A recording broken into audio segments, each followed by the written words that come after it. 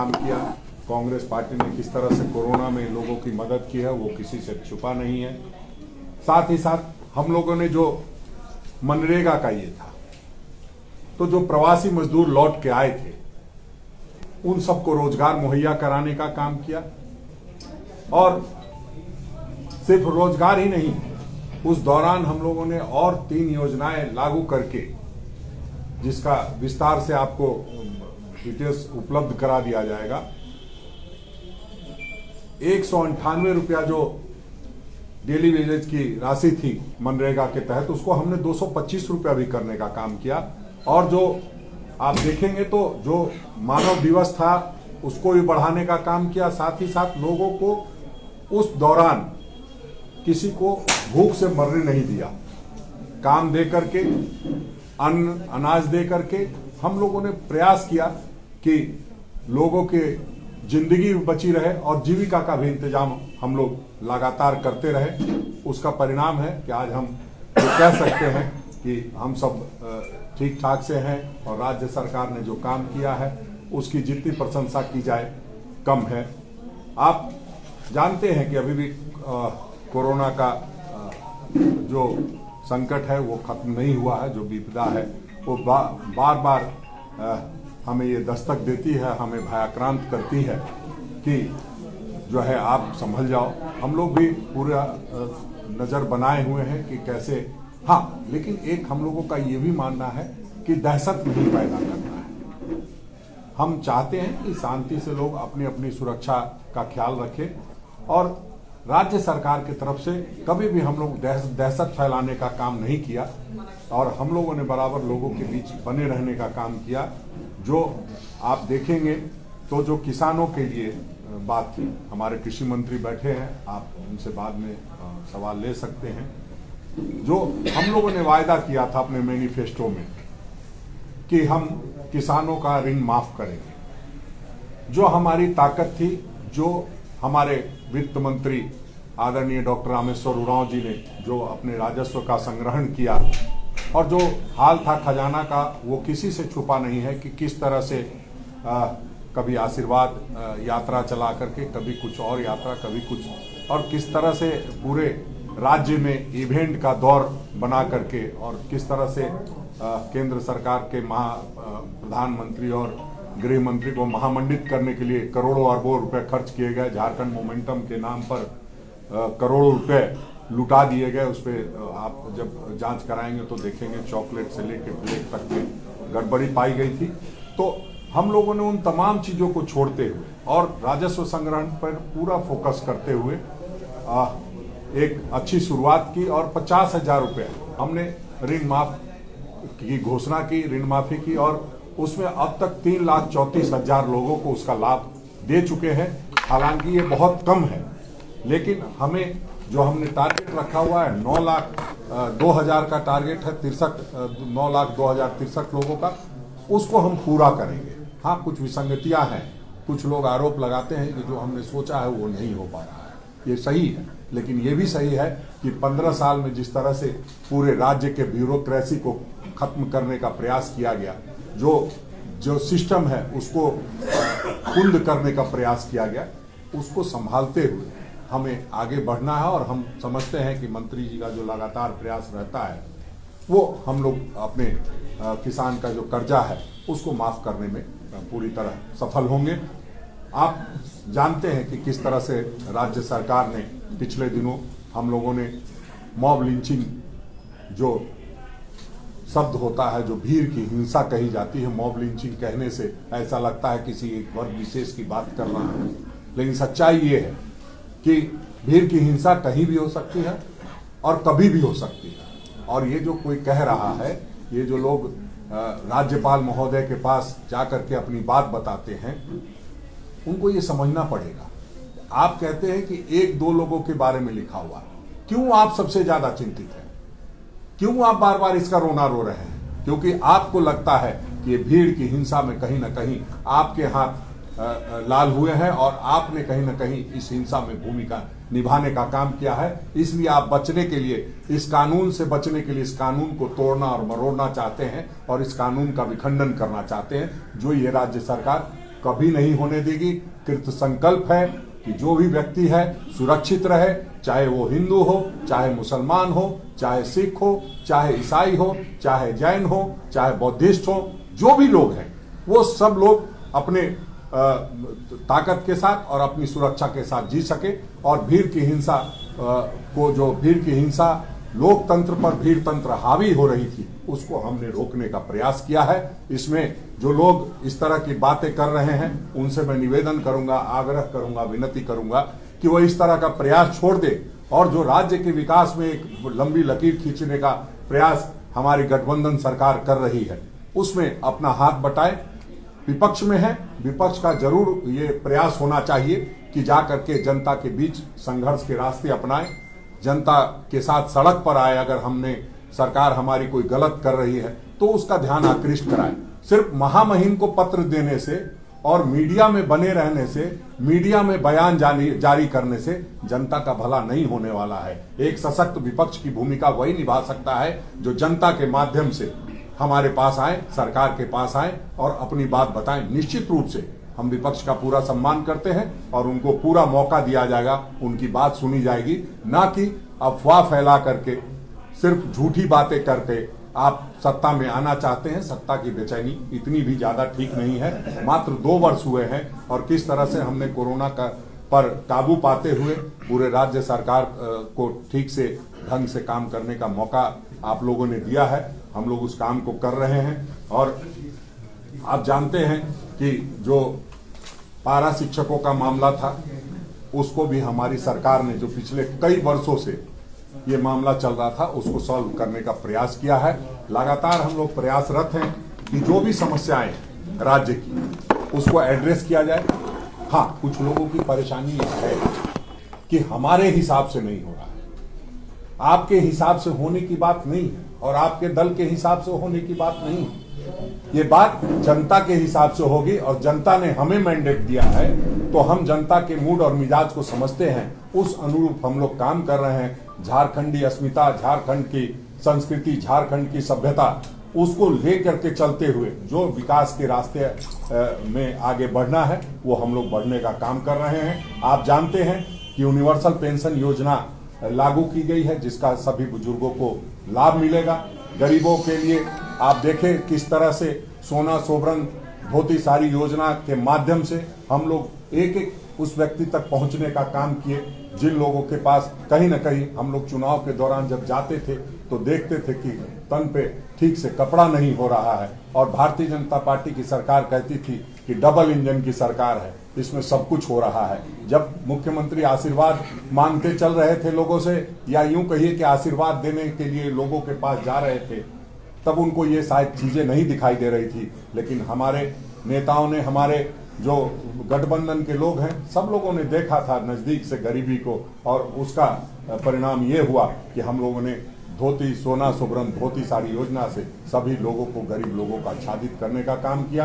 साथ ही साथ आदिवासी समाज के युवाओं को सरकारी खर्चे से मरांग गोम के योजना के तहत विदेश अध्ययन के लिए भेजने की शुरुआत की गई। ये आप अगर कहें तो सचमुच में एक बहुत बड़ी पहल है और हम इसके लिए राज्य सरकार के आभारी हैं कि राज्य सरकार सिर्फ बोलने वाले लोगों पर ध्यान नहीं देती है, अपने तंत्र से भी पता करती है कहाँ क्या कमजोरी और कहाँ क्या होना चाहिए। आपने देखा ट्राइबल यूनिवर्सिटी की को मंजूरी हम लोगों ने दे दी। आज तक 20 वर्षों के बाद भी आज 21वें वर्ष में हम लोग खत्म करने जा रहे हैं 21वां वर्ष, और एक ट्राइबल यूनिवर्सिटी नहीं थी जो प्रदेश आदिवासियों का प्रदेश माना जाता है, जो प्रदेश ट्राइबल्स का प्रदेश माना जाता है, उसमें ट्राइबल्स के लिए एक यूनिवर्सिटी नहीं, एक कॉलेज नहीं, हमने पूरे यूनिवर्सिटी की को मंजूरी दे दी है और बहुत जल्द उसके माध्यम से जो आदिवासियों को सशक्त करने की हमारी योजना है, जो ट्राइबल्स को मुख्य धारा में लाने की योजना है, उस पर हम लोग सफल होंगे। आपने देखा होगा जो रोजी रोजगार की बात है, टेंडर की बात है, तो टेंडर में भी जो लोग जीने खाने के लिए काम करते हैं उसमें भी हम लोगों ने ST SC और OBC के लिए व्यवस्था करने का प्रयास शुरू किया है। औद्योगिक नीति को भी मंजूरी दी। नियुक्ति प्रक्रिया को कैसे सही तरीके से हो, आज जो 5 वर्षों के बाद जो लगातार छात्र मिलते हैं, वो लगातार अपनी बात कहते हैं कि हमारा ये हो गया था, हमारा नियुक्ति हो गई थी, हमारा ये 13 जिला, हमारा 11 जिला। आखिर क्यों?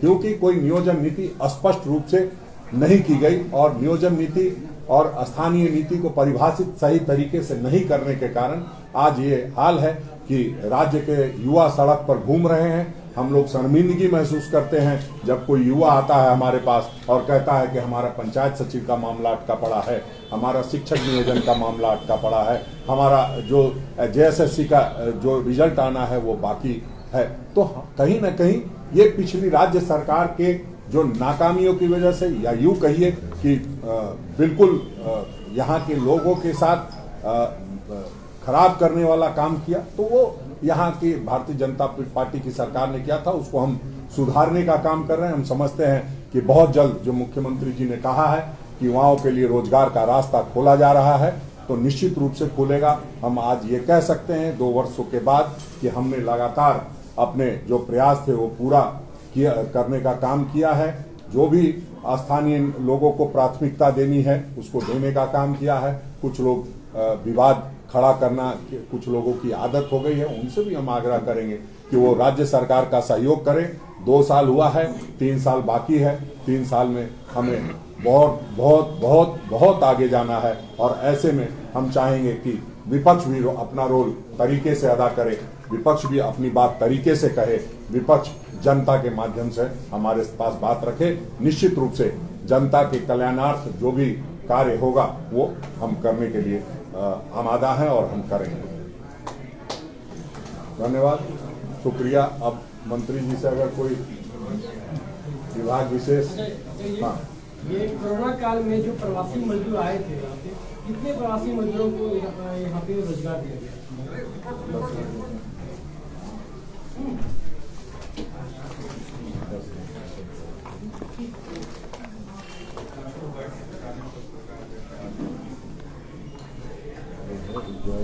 $11.50 करोड़ मानव दिवस का सृजन किया गया वित्तीय वर्ष 2020-21 में, जो अब तक में सबसे ज्यादा है। 2 साल में कितने युवाओं को रोजगार दिया? 2 साल में सबसे पहले तो हमने रोजगार देने की शुरुआत कर दी थी। खेल जो पदाधिकारियों को हमने खेल पदाधिकारी के रूप में पदस्थापित किया था। और जो आप जानते हैं, मैंने वही तो कहा कि नियोजन नीति स्पष्ट होती और सारी चीजें स्पष्ट होती तो कोर्ट का हस्तक्षेप नहीं होता, और जब कोर्ट का हस्तक्षेप हो जाता है तो माननीय न्यायालय के आधार पर काम करना होता। उन सारे विषयों को राज्य सरकार लगातार देख रही है और ऐसा नहीं है कि राज्य में रोजगार देने का काम नहीं हुआ है। आप देखिए कि पिछले 5 वर्षों में जो डबल इंजन की सरकार थी उसमें 23 लोगों की भूख से मौत हुई थी, और इस पूरे कोरोना काल में 2 वर्षों तक हमने लगातार इतना काम किया कि आप देखिए एक भी भूख से मौत की खबर आपके पास नहीं है।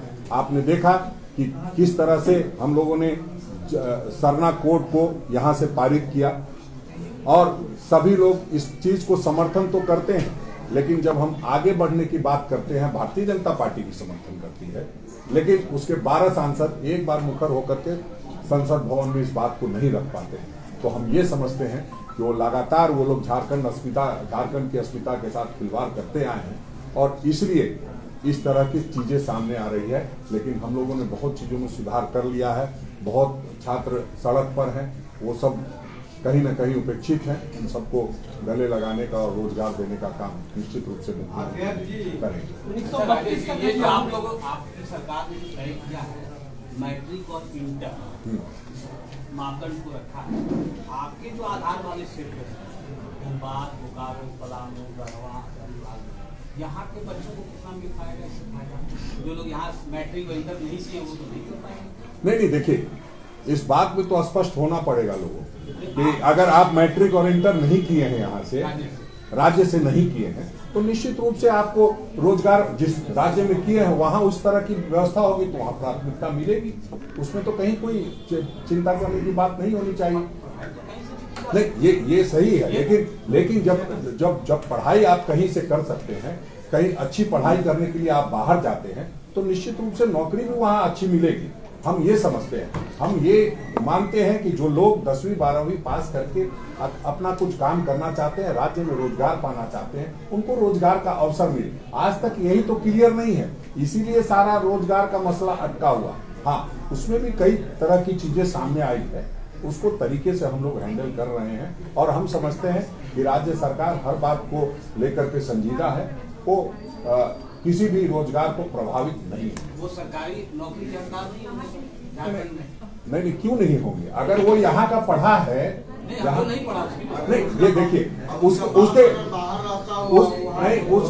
नहीं, वो ठीक है, वैसे लोगों के लिए भी व्यवस्था है। जो लोग वो सरकार भी तो समझ नहीं कर पाई।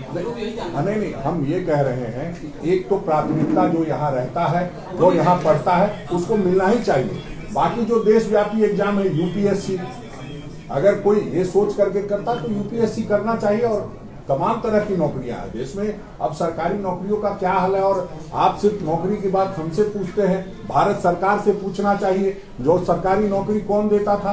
बोकारो स्टील प्लांट, एचईसी, ऐसे संस्थानों को बेचने का प्रयास किया जा रहा है। नहीं, ये तो 5 लाख है, 2.5 लाख नहीं है, वो बहुत ज्यादा है। लेकिन उसको समय के साथ, तरीके के साथ, नियोजन नीति के साथ, स्थानीय नीति के साथ किया जा रहा है। उसको थोड़ा वक्त लगेगा, देर होगा, दुरुस्त होगा, किसी को कोर्ट जाने की जरूरत नहीं। पहले 2 करोड़ वाले से पूछिए कि 14 करोड़ रोजगार दे पाए हैं कि नहीं। अगर आप देखिएगा तो जो लोग, ये आप अपना सवाल नहीं पूछ रहे हैं, ये भारतीय जनता पार्टी के लोग लगातार आपसे कहते हैं, सवाल करते हैं। नहीं, बिल्कुल, हम लोग पहले तो हमने कहा ना कि जीवन है, जिंदगी है, उसको आप एक बात बताइए कि पूरे 2 साल में कोई भूख से मौत हुई क्या?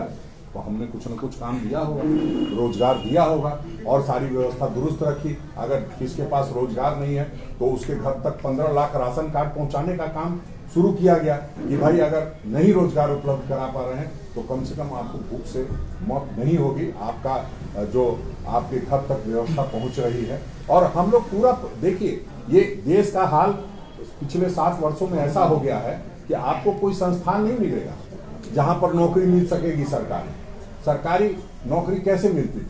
ये जो बड़े बड़े प्लांट खोले गए थे, नेहरू जी ने खोला था, उन सबों में नौकरियां ज्यादा मिलती थी। आप जो रांची के लोग की बात करेंगे तो रांची के ज्यादातर लोग यहाँ इसलिए थे कि एचईसी बहुत बड़ा प्लांट हुआ करता। राज्य सरकार में बहुत नौकरियां नहीं होती हैं, लेकिन हम लोग प्रयासरत हैं, ज्यादा से ज्यादा नौकरी देने का प्रयास करेंगे। और ये नियुक्ति वर्ष भी है आपका 2021? बिल्कुल नहीं, नियुक्ति वर्ष तो ये ठीक है कि मुख्यमंत्री जी ने इस बात को कहा है कि नियुक्ति वर्ष है। नियुक्ति वर्ष तो हर वर्ष होना चाहिए।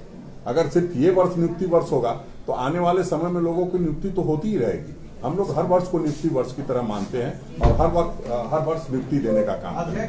धन्यवाद। अध्यक्ष जी, 2 साल के कार्यकाल में आपके कार्यकर्ता आपकी सरकार से और कांग्रेस कोटे के मंत्रियों से कितना खुश?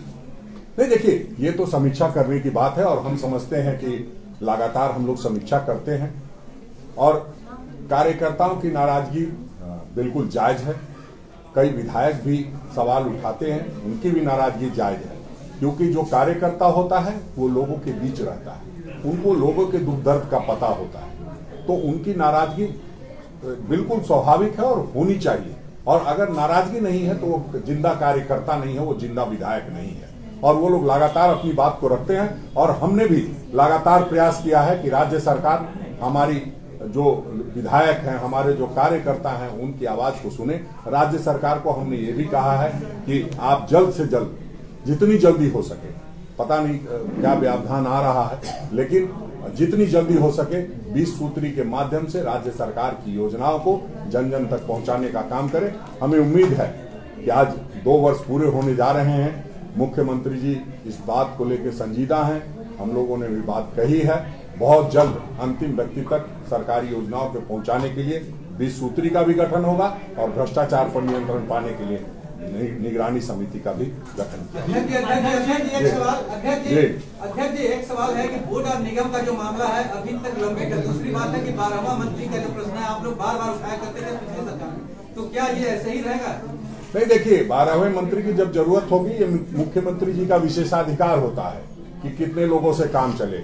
मंत्री तो 18 होते तो बहुत ज्यादा अच्छा होता, लेकिन 12 हैं, 11 मंत्री में 5 साल सरकार चली थी। अब जब मुख्यमंत्री जी को आवश्यकता लगेगी तो निश्चित रूप से वो एक मंत्री को इंक्लूड करेंगे। अच्छा, ये केंद्र सरकार ने जो है रीसफलिंग की है मंत्रिमंडल के अंदर, आपको नहीं लगता है कि नए लोगों को भी मौका मिलना चाहिए? 2 साल हो गए आपके सरकार के, जो लोग अच्छा परफॉर्म नहीं कर पा रहे हैं तो उन्हें रिप्लेस करना चाहिए, नए लोगों को मौका मिलना चाहिए। देखिए, हम लोग केंद्र सरकार की तरह सोच नहीं रखते हैं। आपके राज्य में भी दूसरे आपके भी जो सरकार है वहाँ भी हुआ है। बिल्कुल बिल्कुल, मैंने कहा ना कि समीक्षा लगातार होती रहती है। जल्द ही जो 2 वर्ष पूरा होता है, जब हम अपनी गाथा बताते हैं कि हमने 2 वर्षों में ये काम किया है, तो निश्चित रूप से हम ये भी विचार करते हैं कि जो हमारा मैनिफेस्टो था उस पर हम कहाँ तक पहुंचे हैं और उसको हमारे जो मंत्री महोदय हैं वो कहाँ तक लेके गए हैं और कहाँ चूक हो रही है, तो सारी बातों पर चर्चा होती है और लगातार हम लोग चर्चा करते हैं। निश्चित रूप से आगे आने वाले समय में भी चर्चा करेंगे। और जहां तक बदलाव की बात है, तो बदलाव तो ये आला कमान का निर्णय होता है, वो सारी चीजों की रिपोर्ट जाते रहती है। आप लोग जैसे पत्रकार मित्र हैं, लगातार सारी बातों को बताते रहते हैं। सिर्फ यही नहीं, केंद्र के जो हमारे आला कमान हैं उनसे भी आप लोगों का सीधा संपर्क है। बहुत सारे लोग हैं जो सीधी बात करते हैं। हमें लगता है कि आपकी बातों को नजरअंदाज नहीं किया जाएगा अगर आपने कोई सही और सच्ची बात कही होगी। सर, धोती साड़ी योजना की बात होती है, इसे उपलब्धि के तौर पर आपने बताया, लेकिन जो बुनकरों की हालत खराब होती जा रही है स्टेट में, उस पर बात नहीं होती। बिल्कुल, हमने इसके लिए मंत्री महोदय का ध्यान आकृष्ट कराया है कि इस राज्य के जो बुनकर हैं उनकी जो बनाई हुई चीजें हैं उस पर विशेष फोकस करना चाहिए। ये बात आपने ठीक कहा और संज्ञान में दिया है। हम कोशिश करें कि यहाँ के बुनकरों का भला हो और ये जो योजना लोगों को लाभ मिल रहा है उस योजना का लाभ उनको भी मिले कि वो कैसे उत्पादन अपना बढ़ाएं और कैसे राज्य सरकार को उनकी जो उत्पादन है वो मिल सके। धन्यवाद, thank you very much. Satyendra ji, अलग से हम लोग एक कमरा में बंद करके पर कांग्रेस पार्टी कम करने पर कांग्रेस पार्टी का क्या स्टैंड? वैट में देखिए, वैट का जहां तक मामला है, पार्टी का स्टैंड बताइए। सरकार का तो स्टैंड क्लियर हो गया। नहीं, देखिए, पार्टी का स्टैंड ये है कि वैट में जब ये लगेगा कि हमारे यहाँ अन्य राज्यों से ज्यादा महंगा तेल है, तो निश्चित रूप से हम लगातार, ऐसा नहीं है कि सिर्फ कह देने मात्र से, जब भी लगेगा कि सही में हम और अन्य राज्यों से महंगा तेल बेच रहे हैं तो हम उसको वैट घटाने का काम नहीं। देखिए, आप लोगों को राहत पहले ही हम लोगों ने 2 रुपया 26 पैसा का दिया है, ठीक है, और केंद्र सरकार ने भी दिया है। हम लोग आगे भी जो राहत का दे सकते होंगे, निश्चित रूप से हम अपने वित्त मंत्री जी से आग्रह करेंगे कि वैट में जो छूट दे सकते हैं वो देने का काम करें। धन्यवाद।